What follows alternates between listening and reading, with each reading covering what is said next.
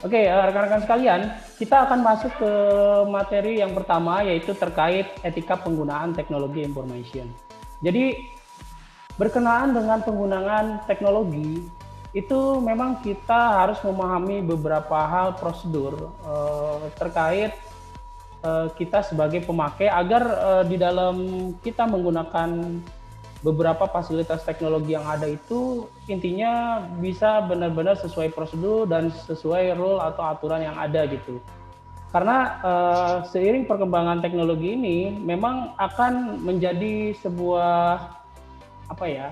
Menjadi sebuah uh, antara ini ya, dengan adanya perkembangan teknologi ini pasti akan memunculkan yang namanya suatu dampak.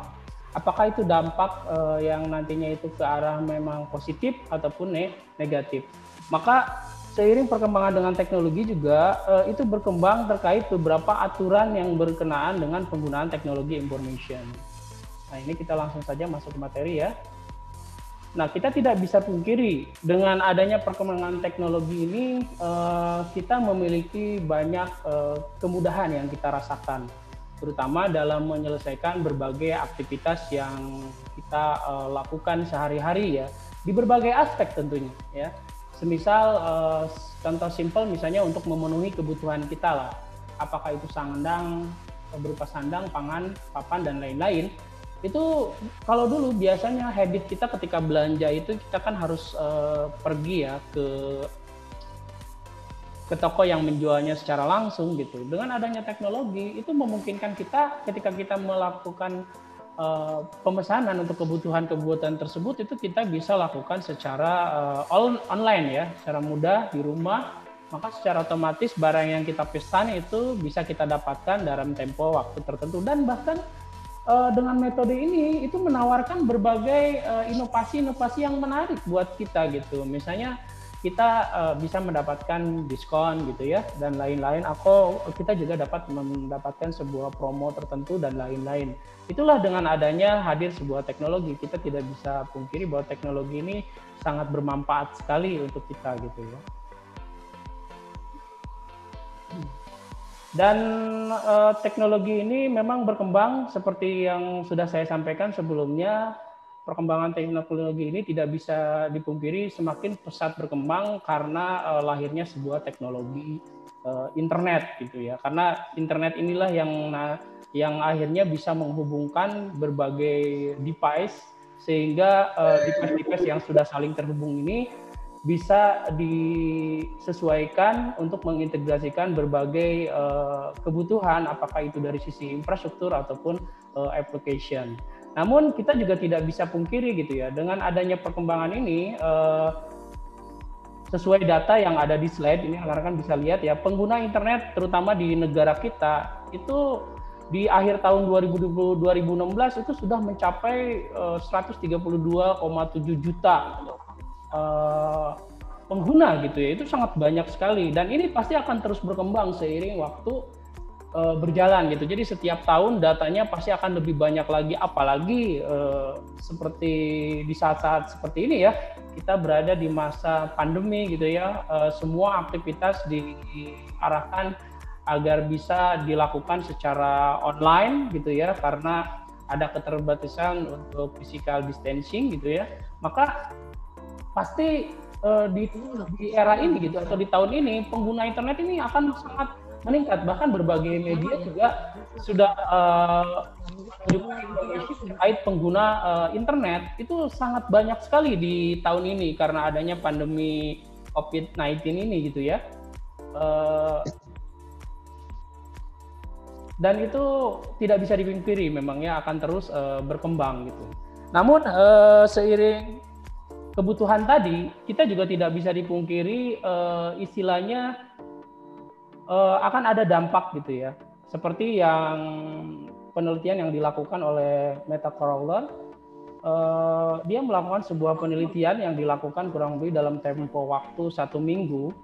Ini terkait survei yang dia lakukan berkenaan ketertarikan seseorang ketika misalnya mengunjungi sebuah situs internet gitu ya. Maksudnya ketika dia menggunakan fasilitas internet itu apa sih yang dia minat untuk kunjungi gitu. Ternyata dari hasil survei itu tidak semuanya tujuannya itu baik gitu ya menggunakan internet ini. Makanya memang penggunaannya juga akan tergantung dari personal orang juga gitu. Makanya lahirlah sebuah terkait perkembangan ilmu untuk bidang IT ini yang berkenaan dengan etika teknologi informasi dan komunikasi. Nah ini kita lihat nih di data gitu ya, dari hasil penelitian yang dilakukan oleh Meta Colorial, itu dia ternyata dari hasil yang dia teliti gitu ya, ternyata ketertarikan ini tidak hanya positif saja, dampak yang ke arah negatifnya ada juga gitu ya. Orang ternyata dia berkunjung internet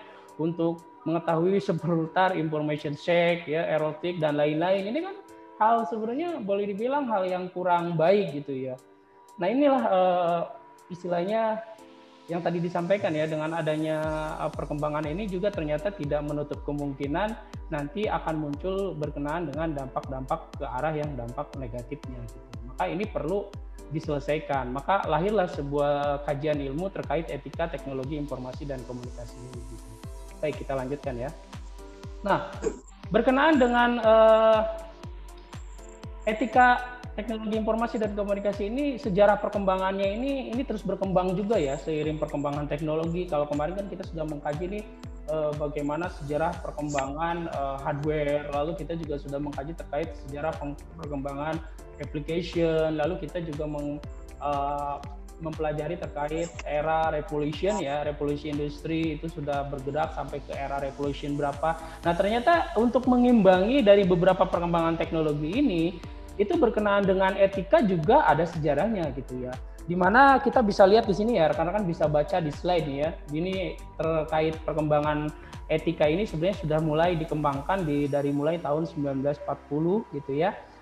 Dimana pada saat itu dimulai dari pekerjaan yang dilakukan oleh Norbert Wiener yang mengembangkan suatu meriam anti pesawat yang mampu menembak jatuh sebuah pesawat tempur yang melintas di atasnya. Nah ini kan di sini perlu ada aturan yang mengatur sehingga dengan adanya perkembangan teknologi orang tidak menyalahgunakan perkembangan yang ada tersebut gitu, sehingga tetap berkenaan dengan perkembangan ini bisa digunakan ke hal-hal yang positif, harapannya seperti itu. Nah, di tahun awal itu menciptakan sebuah bidang riset baru yang disebut cybernetic atau the science of information feedback. Ini terkait etika. Lalu di perkembangan berikutnya, di tahun 1960-an, itu berkenaan dengan etika ini diperprakarsai oleh Don Parker dari SRI Internasional Menlo Parker, California ya, yang melakukan berbagai riset untuk pengujian penggunaan komputer yang tidak sesuai profesionalismenya gitu di bidang komputer. Jadi orang ternyata di tahun itu menggunakan komputer bukan hanya untuk memudahkan mereka dalam menyelesaikan berbagai aktivitas gitu, ternyata digunakan untuk hal yang memang tidak sesuai profesionalismenya gitu. Yang akhirnya pada saat itu Parker menerbitkan sebuah Rules of Ethics in Information Processing atau peraturan tentang etika dalam pengolahan informasi gitu. Sehingga contohnya ke perihal berkenaan dengan information itu orang-orang yang tidak berhak itu dia tidak muncul keinginan untuk mengakses informasi yang memang bukan miliknya gitu. Seperti itu. Dan pada tahun itu Parker menjadi pelopor kode etik profesi bagi profesional di bidang komputer. Lalu di era 1970-an berkenaan dengan etika juga ini berkembang yang diwarnai dengan karya yang dibuat oleh Walter Miner ya, dengan istilahnya computer ethics. Di sini mengacu pada bidang pemeriksaan yang berhadapan dengan masalah etis yang diciptakan oleh pemakaian teknologi komputer waktu itu gitu ya. Jadi pada situ ternyata ada masalah berkenaan dengan permasalahan etis gitu ya, sehingga Walter Miner ini membuat beberapa rule aturan berkenaan dengan etika penggunaan teknologi gitu. Lalu di tahun 1980-an James Moore ini menerbitkan artikel yang berjudul What is Computer Ethics gitu ya. Lalu berikutnya juga Deborah Johnson, dia dari Leicester Process Institute menerbitkan buku tentang komputer etik juga.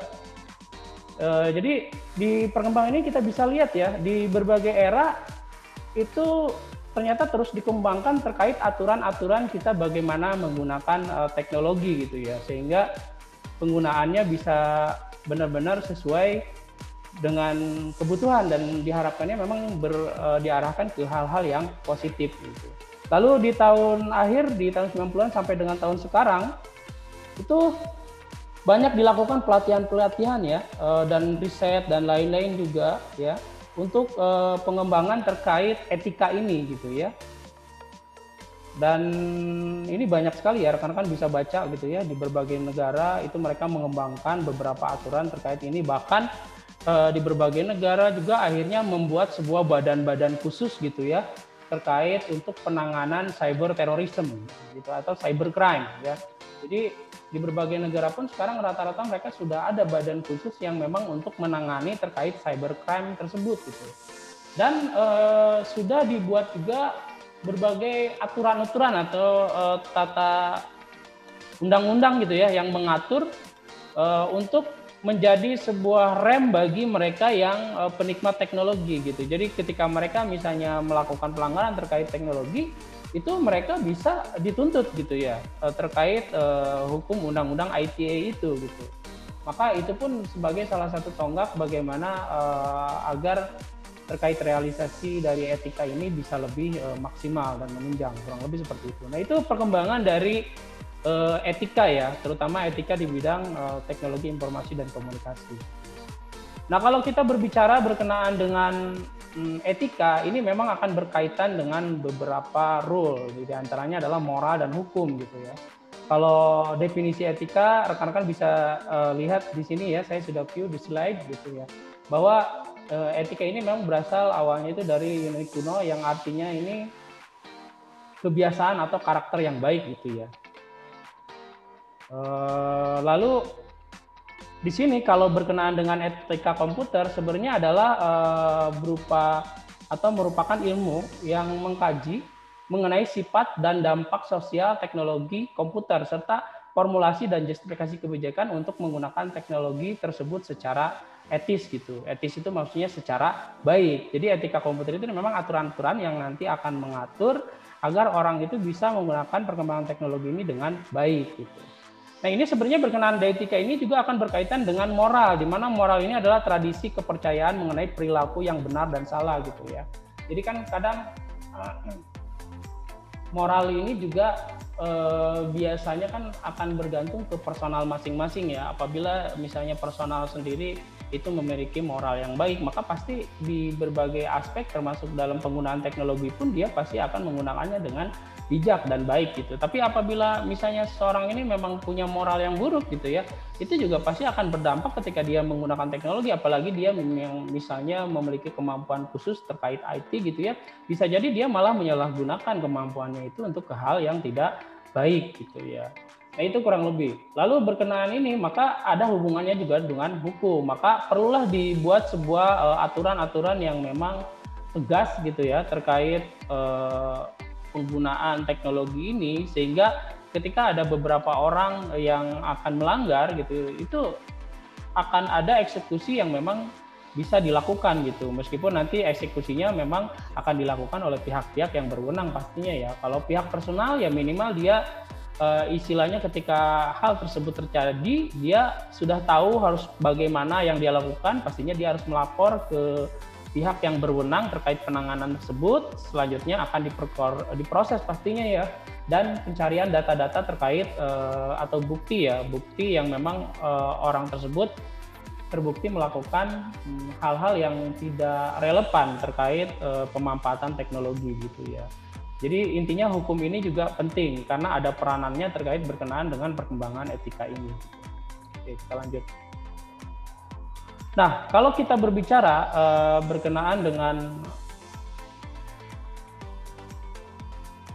penerapan etika dalam ilmu TIK, ya, ini dalam penerapannya itu pertama akan berkenaan dengan tujuan teknologi informasi, di mana Tujuan dari teknologi informasi ini rekan-rekan bisa baca ya, intinya ingin memberikan bantuan kepada manusia untuk menyelesaikan masalah, menghasilkan kreativitas gitu ya, inovasi dan lain-lain, sehingga bisa melahirkan sebuah hal-hal yang baik gitu ya, dan menyelesaikan berbagai aktivitas dengan mudah. Ini tujuan teknologi information gitu ya.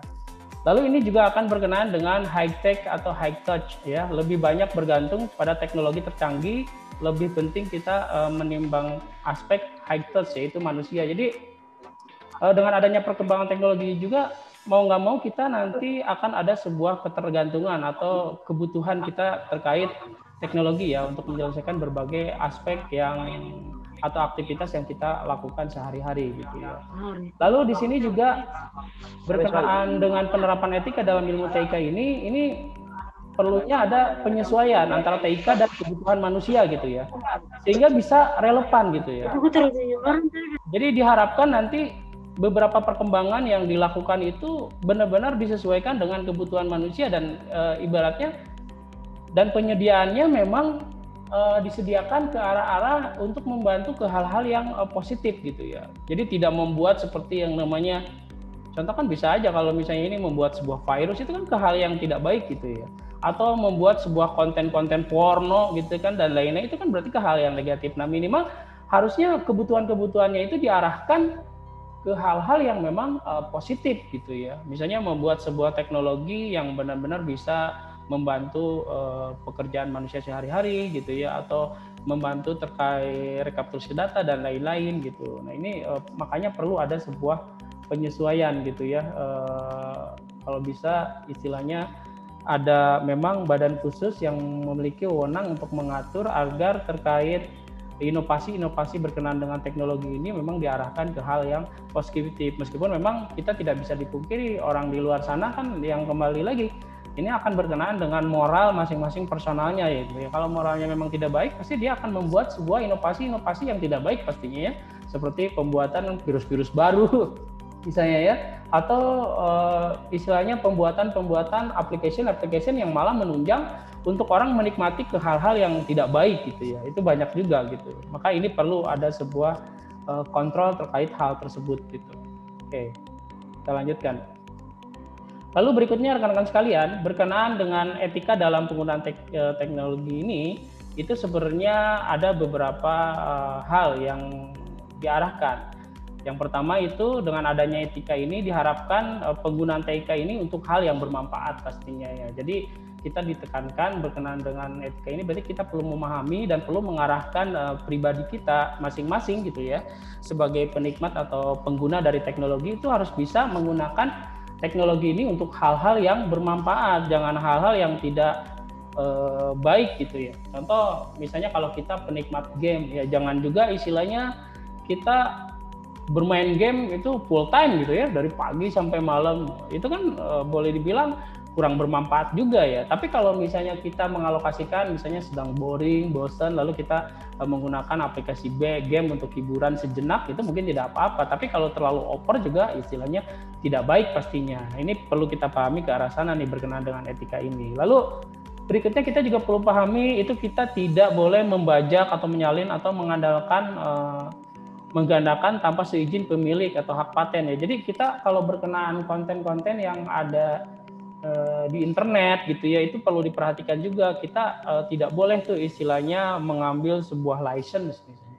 Penelitian orang kita akui sebagai penelitian kita. Nah, itu tidak boleh gitu. Kita harus punya pemahaman ke arah sana gitu. Karena ini ada aturan, apalagi kalau misalnya orangnya tersebut sudah membuat sebuah legalitas terkait keilmuan tersebut. Sebagai contoh misalnya kalau bidang teknologi untuk application misalnya, dia membangun sebuah application. Lalu application-nya ini ternyata sangat bermanfaat untuk banyak orang. Kita contohkan misalnya aplikasi inilah, aplikasi transportasi online kayak sejenis Gojek misalnya.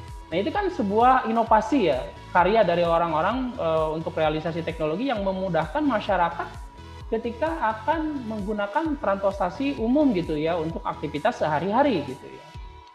Nah kita sebagai pengguna boleh gitu ya menggunakan dengan bijak, tetapi apabila kita menyalahgunakan penggunaannya misalnya dengan merusak atau mengklon. Nah, itu kan baiknya tidak gitu ya, karena orang pasti sudah punya eh, paten terkait produk tersebut gitu. Maka ada baiknya kita gunakan dengan bijak sesuai kebutuhan. Lalu berkenaan etika juga kita perlu pahami, ini tidak boleh mengubah, mengurangi atau menambah hasil karya orang lain. Jadi ini biasanya terkait di penelitian ya. Jadi kalau misalnya kita mengkaji sebuah ilmu untuk referensi dalam pengerjaan tugas kita atau dalam pengerjaan terkait penelitian yang kita lakukan, kita boleh ya mengutip dari karya orang lain gitu. Tapi kita tidak boleh tuh istilahnya sampai dengan mengubah atau mengurangi. Kita harus secara real menginformasikan apa sih yang dia hasilkan dari penelitian yang dia lakukan gitu, dan akan kita tuangkan dalam penelitian kita gitu. Itu kita harus punya sebuah pemahaman ke arah sana gitu ya. Meskipun nanti pastinya dalam sebuah realisasi implementasi penulisannya pasti kan akan dikembangkan dengan bahasa kita secara mandiri gitu. Tapi kita tidak boleh keluar dari koridor yang tadi disampaikan gitu ya. Lalu berikutnya kita juga memang tidak menggunakan perangkat lunak itu untuk suatu kejahatan gitu ya. Ya ini yang sekarang nih banyak orang kalau misalnya beberapa yang memahami terkait IT itu banyak menggunakan teknologi-teknologi yang berkembang ini malah digunakan untuk melakukan sebuah kejahatan gitu ya. Kan banyak sekali nih seperti pembobolan ATM gitu ya, atau dan lain-lain. Itu kan dia menggunakan baik itu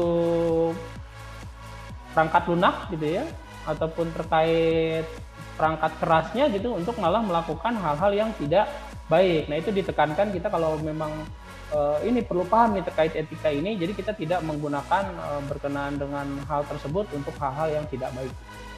Lalu berikutnya tidak memasukkan dan menyebarkan hal-hal yang bersifat pornografi, kekerasan, dan merugikan orang lain. Nah ini yang tadi saya sampaikan ya, ini akan kembali lagi ke personal. Maka kita harus memotivasi diri kita ketika kita mampu untuk berperan dalam perkembangan teknologi, itu kita tidak membuat sebuah informasi-informasi yang malah tidak baik gitu ya. Kan banyak juga nih sekarang meskipun sudah di berbagai negara itu sudah diantisipasi dengan konten-konten yang bermau porno, itu kan otomatis akan di blacklist ya, akan diblokir gitu ya. Tapi kan yang namanya orang kalau motivasinya memang sudah nggak baik gitu ya, pasti dia akan cari itu bagaimanapun caranya untuk dapat gitu.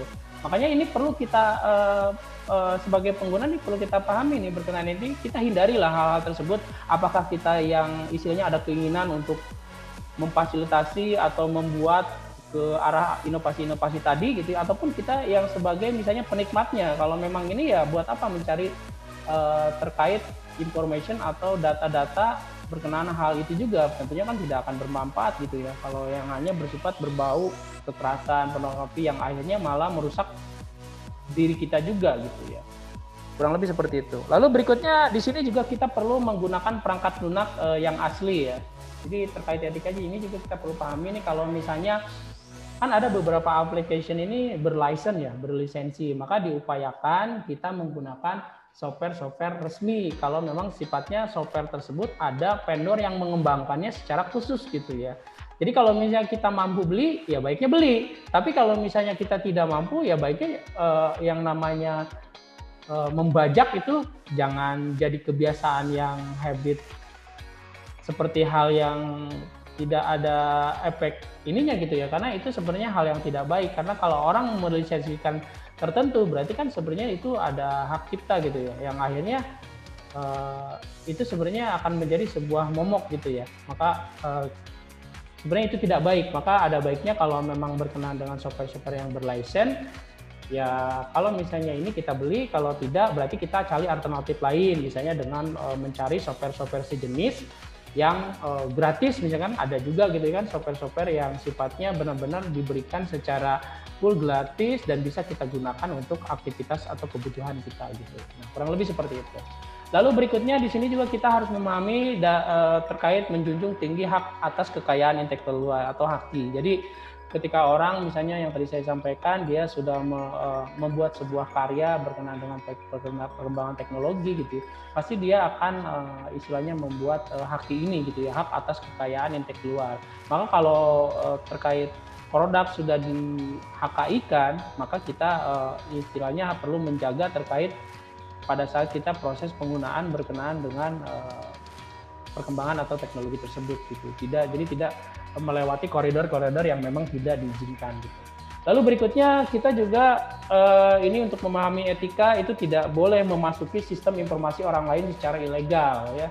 Jadi kalau kita nih memang punya kemampuan yang nantinya mungkin memahami terkait infrastruktur komputer dan lain-lain gitu ya, kan sebenarnya itu nanti akan memungkinkan kita untuk bisa memasuki ke sistem-sistem orang lain. Nah kalau bisa kalau kita punya kemampuan itu gunakan untuk hal-hal yang baik itu ya, jangan malah kita menjadi istilahnya tukang ngebobol gitu ya, ngebobol akun-akun orang lain. Misalnya kan yang sering sekali kasusnya itu banyak misalnya akun WhatsApp-nya dibobol sehingga disalahgunakan untuk hal-hal yang tidak baik. Itu banyak kasus banget nih kan, misalnya nomor WhatsApp kita dihack oleh orang lain, lalu ternyata dia mengirimkan pesan kepada rekan-rekan kerabat kita seakan-akan kita membutuhkan pertolongan, misalnya pinjam uang lah dan lain-lain. Nah itu tidak boleh gitu ya, jadi kita harus pahami ke arah sana gitu ya.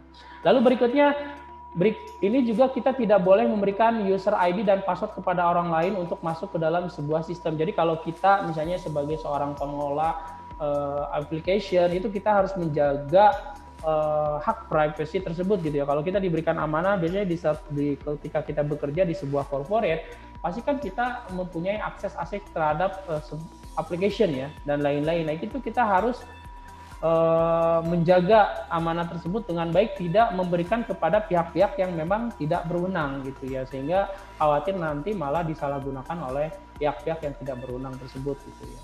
Lalu berikutnya, tidak mengganggu atau merusak sistem informasi orang lain dengan cara apapun. Nah, ini banyak sekali kan aktivitas ketika orang misalnya mengembangkan sebuah aplikasi, apakah itu berbasis web, berbasis mobile, itu ternyata sama orang-orang bertanggung jawab itu malah hack gitu ya, malah dibobol gitu ya application tersebut, sehingga pastinya akan merepotkan pertama orang yang memiliki application tersebut, kedua orang yang penikmat application tersebut gitu ya. Itu kan akhirnya menemukan hal yang tidak baik, maka ada baiknya kita tidak melakukan atau menghindari hal-hal tersebut gitu. Lalu berikutnya di sini juga berkenaan etika, kita ditekankan untuk tidak menggunakan ICT dalam melakukan perbuatan yang melanggar hukum dan norma-norma yang berlaku di masyarakat gitu ya. Jadi maksudnya kan banyak nih orang akhirnya untuk melakukan tindak-tindak kejahatan berbasis internet gitu ya, cybercrime itu ya, misalnya penipuan di internet atau misalnya mengunci. Contoh misalnya kalau perusahaan dia misalnya diserang dengan sebuah virus yang akhirnya data-datanya terlock, sehingga orang kalau misalnya mau mendapatkan datanya kembali itu harus membayar sebuah tebusan. Nah itu kan udah sebuah tindakan-tindakan yang namanya melanggar hukum gitu ya. Itu harus kita hindari gitu ya. Lalu berikutnya ini kita juga ditekankan berkenaan etika ini harus tetap bersikap sopan dan santun walaupun tidak bertatap muka secara langsung. Jadi ketika kita menggunakan sebuah fasilitas teknologi, contohnya untuk kegiatan pembelajaran seperti ini kan kita menggunakan teknologi ya, menggunakan fasilitas daring sehingga memungkinkan kita melakukan pertemuan pembahasan perkuliahan secara online seperti ini gitu ya. Nah kita sangat ditekankan untuk tetap bisa bersikap sopan dan santun walaupun tidak bertatap muka secara langsung gitu ya. Jadi terkait etika ini harus tetap dijaga dan dijunjung dengan baik gitu ya. Lalu berikutnya ketika misalnya sedang berinteraksi dengan orang lain menggunakan fasilitas nonverbal seperti WhatsApp gitu ya, atau yang umumnya kan banyak digunakan WhatsApp ya, Telegram, atau video call dan lain-lain.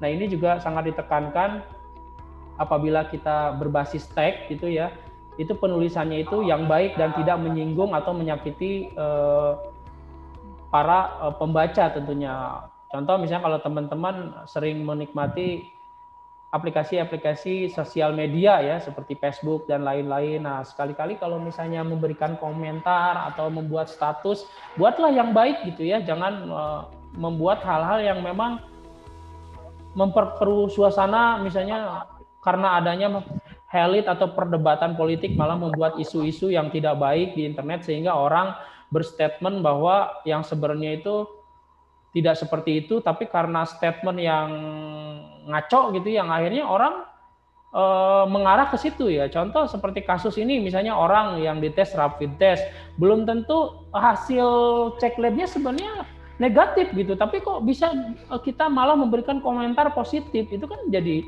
hal malah momok yang tidak baik buat khalayak umum yang akhirnya akan menjadi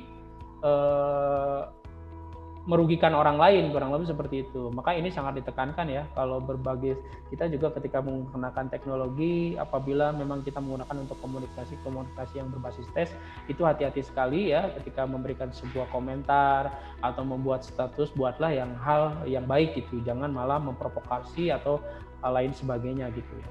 Lalu berikutnya berkenaan etika ini juga kita tidak diperkenankan untuk membicarakan keburukan dan menjelekkan orang lain di media sosial. Ini banyak sekali kan ya orang kok istilahnya banyak malah kayak bangga gitu ya istilahnya menyampaikan hal-hal yang seharusnya itu tidak disampaikan ke khalayak umum gitu. Nah ini sangat ditekankan sekali kita menghindari hal tersebut gitu ya, jangan sampai malah kita sebagai salah satu pelaku dalam hal tersebut gitu, karena itu kebiasaan yang tidak baik sekali gitu ya. Jadi kalau ada baiknya kalau berkenaan dengan keburukan atau kejelekan orang lain ya cukup kita sajalah yang tahu kalau memang kita mengetahuinya ya. Kalau misalnya ini ya kalau bisa nasihatin langsung ke personalnya, bukan malah kita komen di mana-mana gitu ya, atau misalnya kita pajang status WhatsApp atau misalnya di Facebook dan lain-lain, itu tentunya tidak baik dan pastinya akan merugikan orang lain gitu ya. Lalu di sini juga ditekankan berkenaan etika ini tidak menggunakan pendukung ICT ini, istilahnya maksudnya ditekankan menggunakan alat pendukung ICT ini dengan bijaksana dan merawatnya dengan baik gitu ya. Jadi kalau terkait ada fasilitas-fasilitas umum misalnya yang disediakan berkenaan dengan teknologi, ya kita gunakan yang dengan baik teknologi tersebut, jangan malah istilahnya kita rusak. Contoh kan kalau di fasilitas umum ya, misalnya seperti vending mesin dan lain-lain, nah kita tinggal gunakan dengan baik dan kita jaga gitu. Jangan kita malah nanti istilahnya malah melakukan aktivitas-aktivitas yang sifatnya dapat merusak gitu. Kurang lebih seperti itu. Lalu di sini juga tetap ditekankan untuk kita menerapkan prinsip-prinsip kesehatan dan keselamatan kerja di dalam menggunakan teknologi. Karena kan teknologi ini banyak yang saya bilang ya, peranannya dan diintegrasikan di berbagai aspek, misalnya dalam bidang industri dan lain-lain. Nah ini kita sangat ditekankan ketika kita menggunakannya itu juga dengan memperhatikan prinsip-prinsip K3 itu ya, kesehatan dan keselamatan kerja. Nah itu ya rekan-rekan terkait etika di dalam penggunaan teknologi informasi dan komunikasi ini. Jadi diharapkan rekan-rekan ketika sudah mempelajari berkenaan etika ini dapat mengimplementasikan poin-poin ini gitu ya dalam aktivitas kita sehari-hari. Intinya ketika kita menggunakan fasilitas perkembangan dari teknologi yang ada. Gitu. Oke, next. Nah ini kalau berkenaan dengan pelanggaran dalam atau misalnya beberapa kejahatan-kejahatan atau pelanggaran yang melanggar etika dalam penggunaan TIK itu jenisnya sebenarnya banyak sekali ya. Ini saya coba sampelkan yang memang banyak terjadi saat ini gitu ya. Di antaranya ini ada berkenaan dengan hacker dan cracker. Sebenarnya kalau ngomong hacker sendiri, kalau secara definisi sebenarnya hacker ini adalah seseorang yang memiliki keinginan untuk melakukan eksploitasi ya pembelajaran berkenaan TI ini dengan lebih global lagi, dengan jadi semangat belajar IT-nya sebenarnya hacker itu sangat tinggi sehingga dia benar-benar paham itu sampai ke inti-intinya gitu ya. Dan dia sampai memiliki kemampuan yang sangat luar biasa, misalnya memasuki sebuah sistem orang lain gitu ya, mengambil sebuah melihat sebuah data-data dan lain-lain yang kita sendiri tidak mampu untuk melihatnya, karena kan kalau kita tidak belajar secara khusus, seperti yang kemarin saya bilang, semua device di internet ini kan sebenarnya terhubung dengan integrasi IP, lalu dikombin dengan sebuah alamat domain. Nah kita kalau tidak memahami tentunya kita tidak akan paham kan bagaimana istilahnya untuk memiliki kemampuan, misalnya kita ingin tahu informasi yang sifatnya diprotek oleh orang lain. Nah sebenarnya hacker itu orang yang memiliki motivasi dan keinginan belajar berkenaan IT ini sangat luar biasa gitu ya. Tetapi biasanya kalau hacker itu seharusnya dia tidak menggunakan kemampuannya itu untuk melakukan tindakan pengerusakan apapun dan tidak mencuri uang atau informasi. Jadi harusnya kalau misalnya yang kita mengaku bahwa diri kita hacker, itu harusnya kita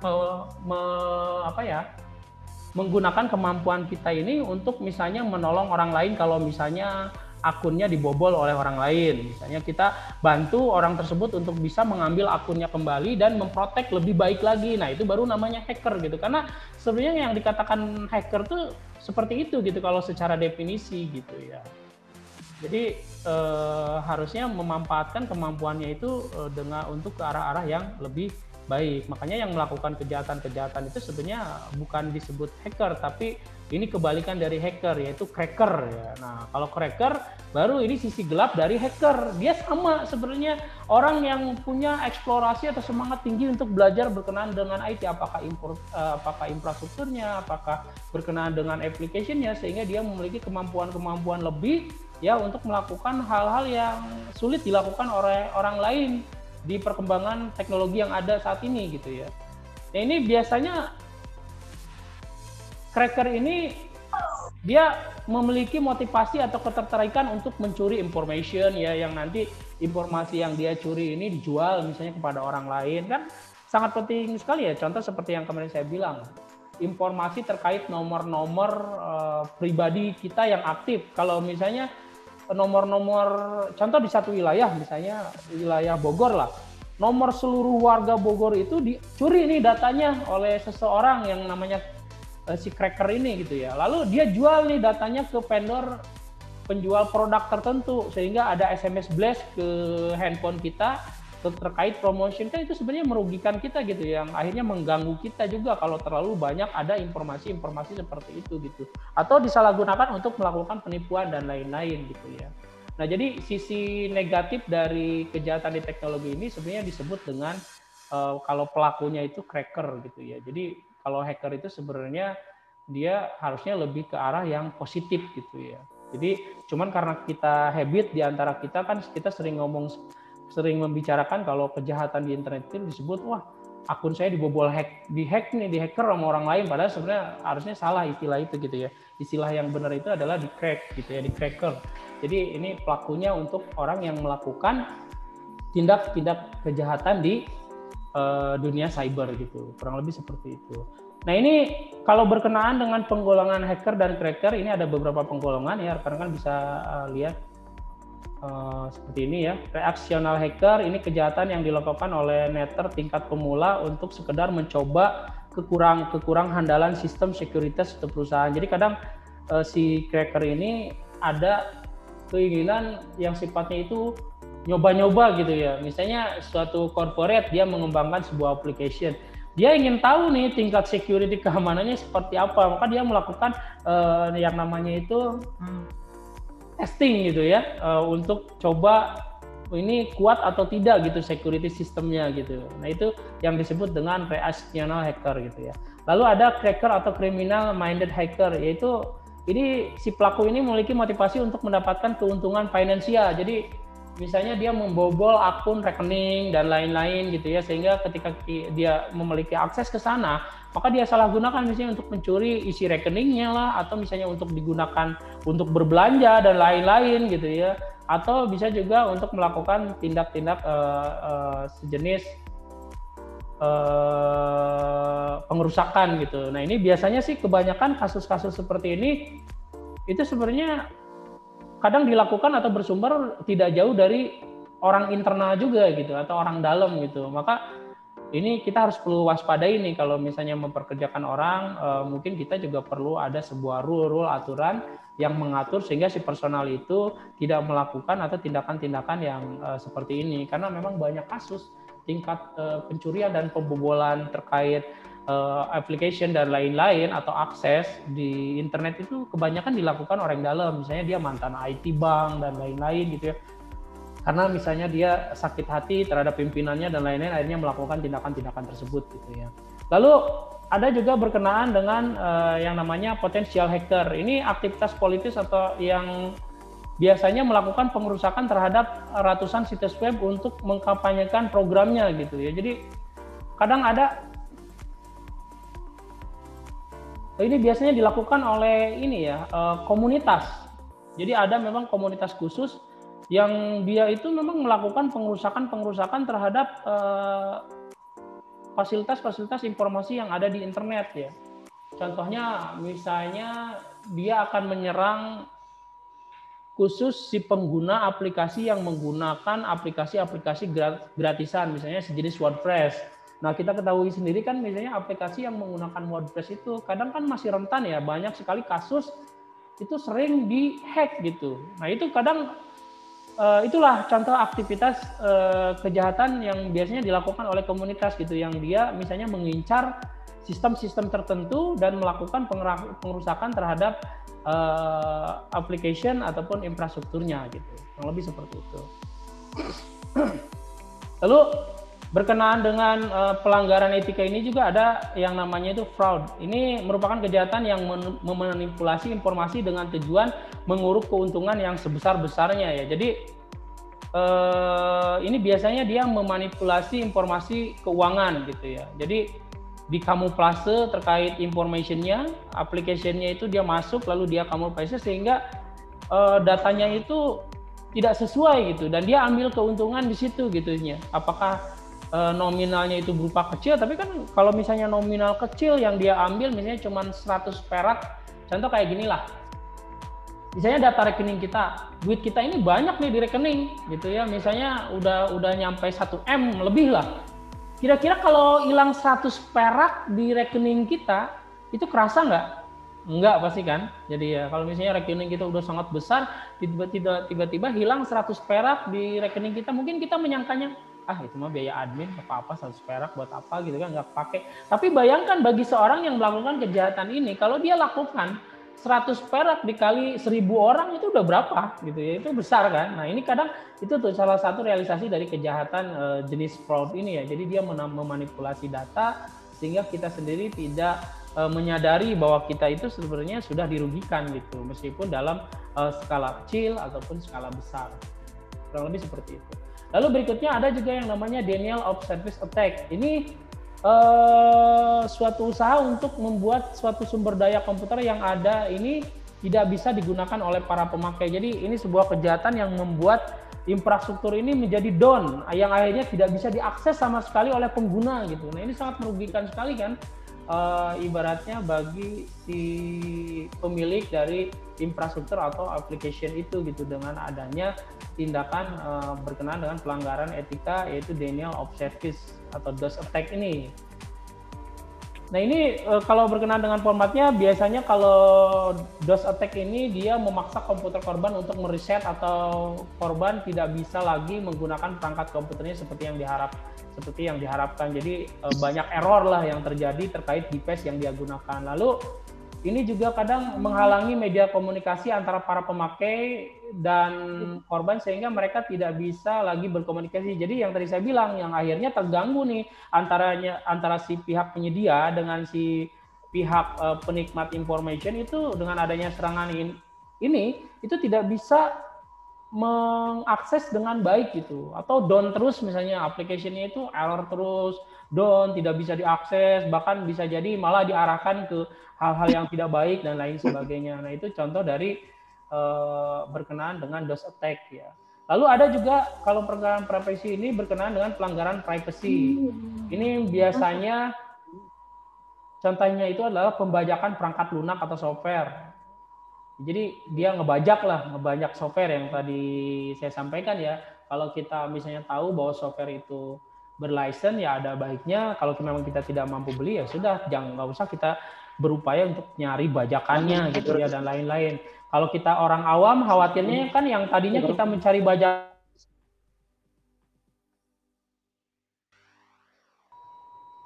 ya misalnya yang dikhawatirkan seperti ini rekan-rekan, yang tadinya misalnya kita mencari software bajakan, ternyata yang kita download itu adalah software yang mengandung virus yang berbahaya gitu kan. Ini resiko yang lebih besar lagi gitu. Maka ada baiknya kita tidak melakukan hal tersebutnya. Ini contoh pelanggaran dari etika juga ya, ketika kita misalnya mencuri license dari sebuah application yang memang berlisensi.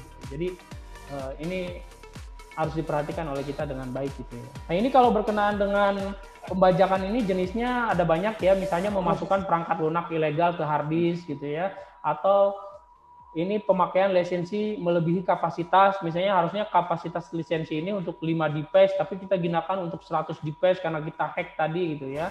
Nah, itu juga termasuk pelanggaran. Lalu kita ngejual nih, menduplikasi software tersebut dengan cara diduplikasi lebih banyak ya dalam bentuk CD-ROM dan lain-lain gitu ya.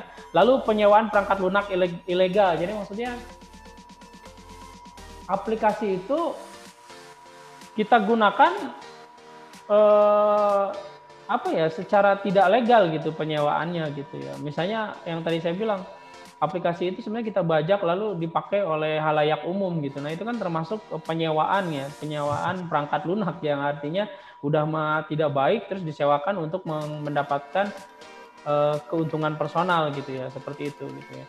Lalu ada juga misalnya download berbasis ilegal. Misalnya download itu harusnya kan melalui rule atau prosedur tertentu dulu, misalnya harus bayar dulu baru bisa download. Tapi ini kita nggak bayar, nggak melakukan prosedur ketentuan yang memang diatur oleh si pemilik license, lalu kita download saja seenaknya gitu ya. Itu kan udah termasuk salah satu pelanggaran dari etika gitu ya.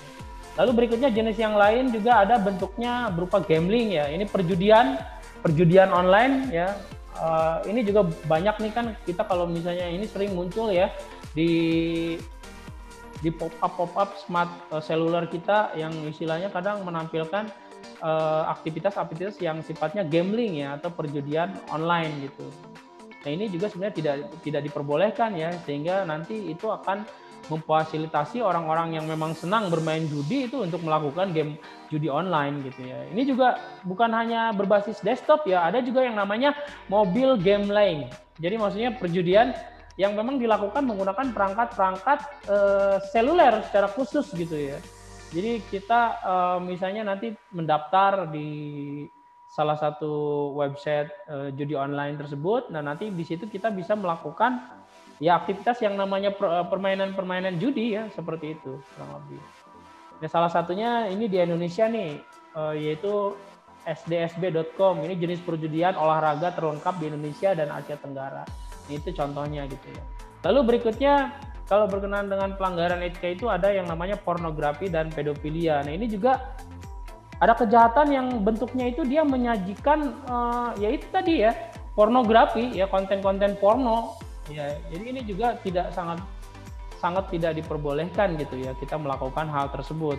Menikmatinya juga jangan, istilahnya kadang kan istilahnya kalau kita yang menyediakan itu sangat fatal sekali, dan kita juga sebagai personal ya jangan kita carilah informasi-informasi seperti itu buat apa gitu ya, itu tidak baik juga gitu. Nah itu termasuk pelanggaran etika juga. Lalu berikutnya ada juga yang terakhir itu data forgery. Ini kejahatan yang dilakukan dengan tujuan memalsukan data pada dokumen-dokumen penting yang ada di internet. Jadi datanya itu dikamuflase gitu ya, yang biasanya dimiliki oleh institusi atau lembaga yang memiliki situs berbasis web. Misalnya dia data-data apa ya? Contoh,